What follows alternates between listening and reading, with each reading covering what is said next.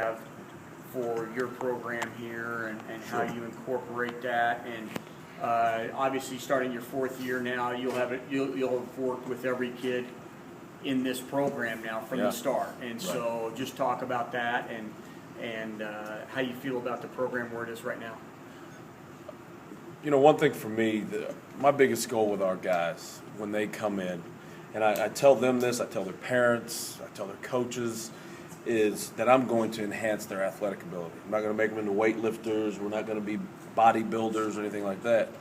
We're going to use all the tools and all the knowledge I have to make them better basketball players. Now, we're going to have to lift heavy weights. We're going to have to condition a lot. We're going to have to do a lot of plyometric training to get stronger, to get more endurance, to get more explosive, and all those things. But my key thing with these guys is to get them to come in here and to understand, number one, how to work. And I think that's the biggest shocker.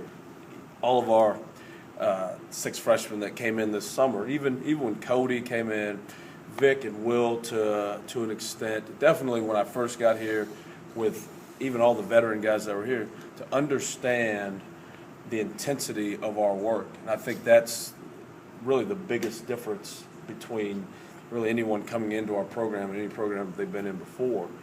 We'll do things like we may be in here in the weight room for an hour and a half, pounding it. Then we'll go out and play for another hour and a half.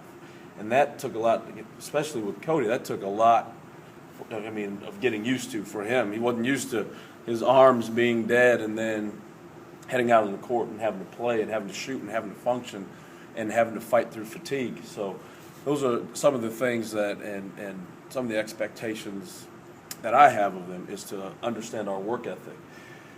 Early on, it was tough because some of the guys, they really didn't know any better, I guess for a lack of a better term.